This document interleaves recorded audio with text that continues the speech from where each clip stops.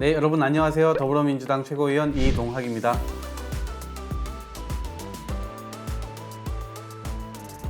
예, 반갑습니다. 국민의힘의 백경훈입니다.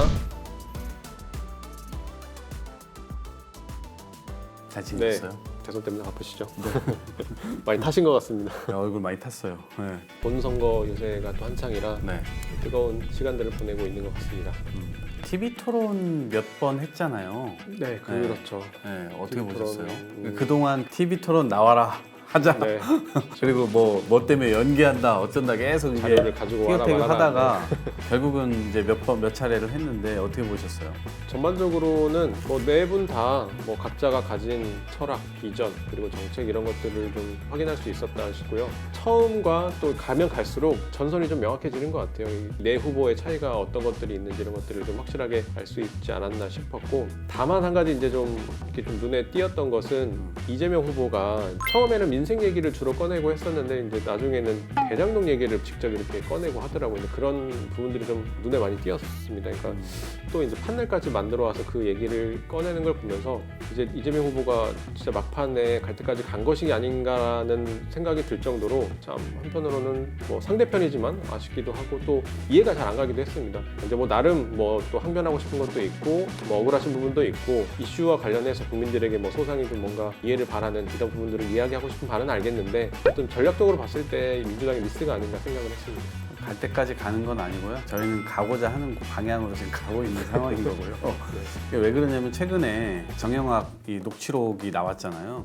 내가 가진 카드면 윤석열은 죽어. 그 부분에 대해서 이 설명들, 그 이전에 주장했던 것들이 사실 뒤집히는 상황이기 때문에 그것에 대한 설명들을 좀 드리고, 억울하게 지금 굉장히 본인이 판을 다 짜고 막 이런 것처럼 묘사를 해서 네거티브를 하다 보니까 그것에 대한 반박이나 정확하게 국민들께 정보를 다시 세팅해야 되겠다 이런 생각 때문이었던 것이고, 또 하나 봤던 것 토론 중에 성평등 문제 인식에 있어서 상당히 어떻게 보면 선거 전략상으로 소위 얘기하는 뭐 이대남의 표 이런 것들을 좀 의식해서 그렇게 하는진 몰라도 어떻게 보면 계속해서 이렇게 좀 갈라치기를 하고 그걸 통해서 성평등 문제 인식에 대한 부재 보여준 것이 아닌가라고 싶고, 이제 이런 부분들이 약간 아까 말씀하셨던 그런 선명한 부분들을 좀 보여주는 척도가 아니었나 이런 생각이 들고, 그 성평등 문제에 관련해서 그동안의 민주당이 이 남녀를 갈라치기 했다라고 하는 것, 그 프레임에 대한 반대를 분명히 이제 이야기하면서 이제 잘못된 문제 인식 때문에 또 잘못된 해결책들이 나오고 또 여가부의 헛발질들이 나오고 이런 것이 있었기 때문에 이제 문제를 자꾸 그렇게 남녀로 퉁쳐서 큰 덩이로 볼 것이 아니라 개인에게 맞춰서 우리가 이 문제를 풀어가야 된다라고 하는 일관된 이야기를 하고 있는 것입니다. 근데 이제 이 얘기가 이제 민주당에게는 잘 이제 설득이 안 되는 것 같은데, 다만 이것이 이제 젊은 층에게는 훨씬 더 소구력 있는 메시지로 읽히는 것이고, 그냥 남녀 아니면 어떤 세대 간의 문제가 아니라 아까 말씀하신 뭐 인권 격차에 대한 문제라든지 뭐 이제 승진에 대한 문제라든지 이런 것들이 모두 그냥 남녀를 뭉뚱그려서 얘기하기에는 디테일한 보이지 않는 문제들이 굉장히 많기 때문에 이런 것들을 사안에 따라서 개인의 문제에 따라서 우리가 해결해 나갈 필요가 있다. 문재인 정부에서 가진 그런 남녀를 갈라치기 하는 이런 프레임으로는 문제를 하나도 해결할 수 없다라고 하는 그런 인식에서 이제 출발을 하고 있다는 것을 다시 말씀을 드립니다. 참 어렵네요 이게. 코로나19와 관련돼서 이번에 이제 우리가 손실보상 관련돼서 통과시켰잖아요. 네. 근데 그동안 계속 국힘에서 어떤 논리로 반대를 해왔냐면, 기존에는 14조 원으로 책정이 돼 있었고 이것이 n분의 1로 따지면 300만 원 정도 손실보상이었어요. 근데 이게 오미크론이나 이 코로나19가 뭐 예를 들면 몇천 명대 정도의 추경 예산이었기 때문에 그 이후에 지금 10만 명 이제 넘어가게 됐잖아요. 그러니까 충분한 손실보상이 될 수가 없다. 그래서 그동안 우리 여당에서 굉장히 많은 노력들을 해왔는데, 그거를 국힘에서는 300만 원 갖고 안 된다, 1000만 원으로 갖고 만들어 갖고 와라 라고 하면서 약간 제왕적인 모습으로 오히려 우리가 해줄 테니까 너네가 갖고 와봐.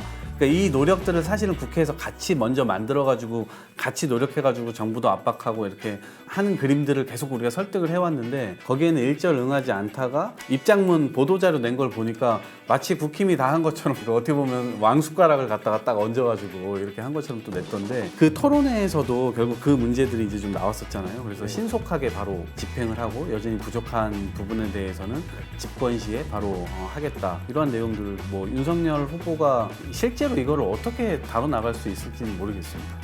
토론회를 다시 복귀를 해보면 사실 그 4명의 후보자 하는 말들이 크게 다르지 않았던 것 같아요. 그러니까 중소상공인들 그리고 코로나로 직접적인 피해를 입으신 분들에게 모든 후보들이 다 대통령이 되면 그에 맞는 집중적인 지원을 하겠다라고 약속을 했습니다. 다만 이제 이재명 후보의 진정성을 의심할 수밖에 없는 것이 이제 그동안 전국민 재난지원금이라는 그런 타이틀로 어쩌면 이게 타이밍이라는 것도 굉장히 중요한데 이 가장 위급한 시기에 적절한 그 지원이 집중적으로 가장 취약한 계층들에게 지원이 됐어야 되는데 천문학적인 액수를 써가면서 그렇게 지원을 했으나 그에 대한 이제 효과는 사실 나온 것들이 없고 취약계층에 계신 분들은 여전히 힘들고 이게 이 출구가 언제 나올 수 있을지도 예측하기 어려운 상황 속에서 이제 와서 이재명 후보가 이제 올해 초에 다시 소상공인들에 대한 그런 보상을 다시 책임지고 하겠다라고 말씀을 하신 것 같은데 어찌 보면 이제 말씀이 또 바뀌신 거잖아요. 이런 부분들에 대한 진정성을 이제 의심하는 겁니다. 저희 재난지원금 얘기할 때는요, 국힘도 같이 찬성을 했던 거고 이준석 대표는 심지어 전국민 재난지원금 줘야 된다고까지도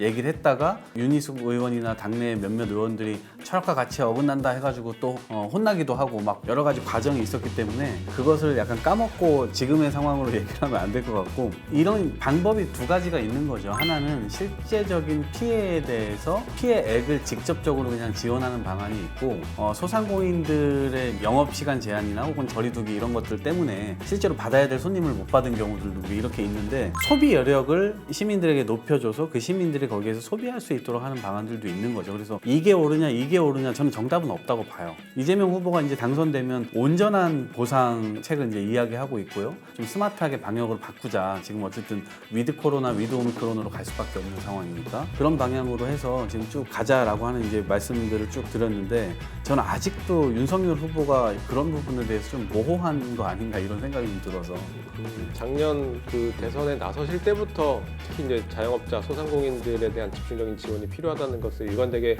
주장을 해 오신 바가 있고 최근에 이제 토론에서도 이제 이재명 후보가 말씀하신 내용들을 보면 경기도지사를 하면서 소상공인들에게 500억이 넘는 지원을 했다라는 내용을 또 들여다보니 이것이 직접적인 또 지원이 아니라 지역 화폐를 발행해서 지역에 돈이 돌게 했다. 사실 이런 식으로 이제 또 말씀을 해주셨는데 삶의 현장에 있는 국민들 입장에선 참 속 터지는 이야기들이거든요. 여튼 이 국가의 공권력 때문에 이 장사에 방해를 받고 자신의 그런 일상에 그리고 생계를 유지하는 데 분명히 타격을 입었으면 이제 그 부분에 대해서 이제 정부가 그에 대한 적합한 보상을 하는 것이 맞는 것인데 이제 그걸 자꾸 전국민 재난지원금이나 지역화폐 사실 이런 정치적인 수사와 언어와 방법들로 그 예산이 왜곡되게 집행이 되고 사실 이제 적합한 시기에 적절한 효과를 낼 수 있었음에도 불구하고 잘 안 됐다라고 하는 것을 이제 강조드리는 바입니다.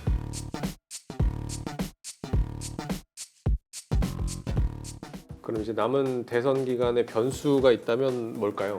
거의 딱 두 후보가 붙어 있다고 보거든요. 그 상황에서 진짜 초접전이라고 보여지는데 여기에서 엄청난 변수가 무엇이 있을까 생각해 보면 혹여라도 정치 교체를 원하는 사람들의 동맹이 만들어지게 되면 윤석열 후보가 고립될 수 있지 않을까 그런 생각이 들고 어떻게 보면 낡은 정치 체계를 공수만 바꿔서 또다시 복수의 정치, 분노의 정치, 분열의 정치 이게 이제 또다시 국민들의 입장에선 반복되는 느낌이란 말이에요.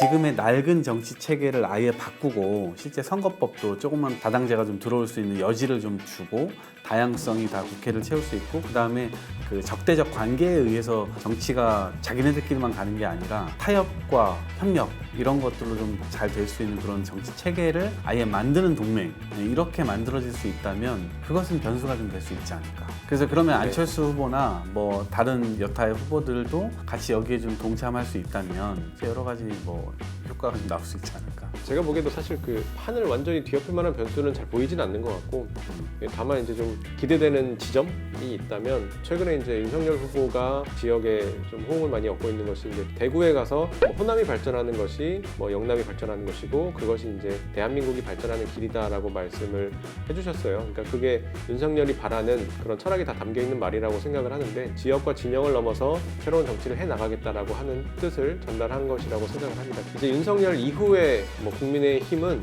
이 울타리를 좀 넓게 펴서 김대중의 정신 그리고 노무현의 정신도 같이 좀 품을 수 있는 새로운 국민의힘으로 국민들에게 또 나설 수 있지 않을까라고 하는 그런 기대를 가져볼 수 있는 것 같습니다. 그 유권자들께서 지금 어쨌든 지금까지 쭉 지켜봐 왔고 저는 이제 이거 후보 간에 지금 딱 붙어 있는 상황이라고 봤는데 크로스가 일어나는 지점이 어디에서 올 수 있을 것 같냐면 인물과 인물을 비교해 봤을 때 실제로 5천만 명의 운명을 맡길 수 있느냐 이제 이런 부분들에 대해서 명쾌하게 이제 답하기가 굉장히 어렵다. 지금은 사실은 문재인 대통령 혹은 지난 정부에 대한 잘못했던 부분들, 정부 여당에 대한 심판 이런 것들 때문에 여러 가지 측면에서의 반감에 의해서 윤 후보를 선택한 것이다. 이런 생각이 이제 좀 드는데 실제 이제 이재명 후보의 경우는 어떤 공무원이 됐든 행정 문서를 갖고 오면 어떤 게 잘못되어 있는 문서인지를 파악할 수 있는 딱 이 눈이 있는 거거든요. 근데 이 위기를 잘 넘어가지 못하면 다시 또 그냥 초고속 성장했던 것처럼 그 속도로 초고속으로 내려앉을 수도 있는데 지금 이 선택을 눈앞에 두고 있는 상황에서 윤석열 후보 선택하기가 실제로는 쉽지 않을 것이다. 선거 막판까지 가면. 그다음에 또 하나는 국민의힘이 얼마만큼 변화됐는가 이런 걸 봐야 되는데 사실 우리가 2017년도에 뭐 이런 여러 가지 불공평 혹은 공정하지 못한 이런 처세들에 대해서 청년들이 들고 일어났고 그래서 그것에 대한 반감에 의해서 문재인 대통령 또 탄생이 됐고 근데 그 과정에서 또 여기도 공정 문제가 또 있었잖아요. 그러면 얼마 남지 않았지만 이 기간 동안 국민들께서 실제로 선택할 때 손이 갈 수 있겠는가 이것도 사실 전 변수라고 봅니다.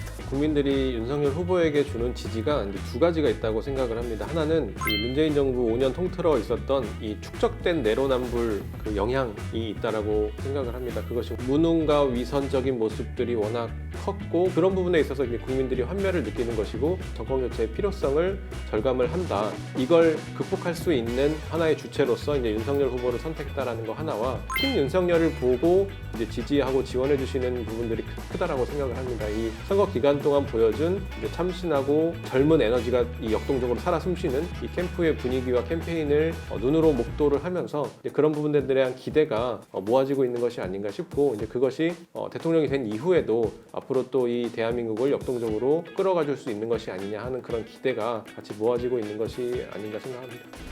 저희가 지금 선거전이 한창이긴 한데 투표 의향 이 조사를 해보니까 역대 최고예요. 정치 캠페인이라는 게 온라인으로 옮겨가면서 이 효과가 훨씬 더 큰 것 같아요. 그러면 사람들이 이렇게 지나가다가도 이렇게 뉴스를 보게 되고 정보를 얻게 되고 하면서 관심들이 더 뜨겁고 또 그 안에서 또 서로 간에 소통을 하고 하다 보니까 정치에 기존에 관심이 없던 분들까지도 왜 관심을 갖고 또 적극적으로 투표하겠다라고 하는 그런 의지가 많이 발현이 되고 있는 것 같습니다. 투표를 많이 해주시면 참 좋겠다는 생각이 들고 정치하는 입장에서 국민들의 회초리가 선거 때마다 나와줘야 발전할 수 있고 그것이 또 국민들의 수혜로 돌아갈 수 있으니까 그런 차원에서 우리가 투표를 많이 했으면 좋겠고 아까 제가 변수 얘기하다가 오미크론과 이 코로나19가 또 변수가 될 수도 있지 않을까? 그것은 우리의 의지와는 무관한 거죠. 더 그러니까 확산 격리자가 많아질 경우에 네. 그래서 지금 일단 법으로 예를 들면 6시에서 7시 반 뭐 이렇게까지 할 수 있도록 일단 법으로는 또 만들어 놨는데 좀 더 서로 좀 주의했으면 좋겠고요. 쉽지 않지만 꼭 이 국민들의 집단 지성을 투표로 보여주셨으면 좋겠습니다. 더 좋은 세상을 위해서 함께 전진했으면 좋겠습니다. 투표도 해주시고 구독과 좋아요도 댓글도 꼭 남겨주시기 바라겠습니다. 네, 오늘 여기서 마칠까요? 네. 고맙습니다.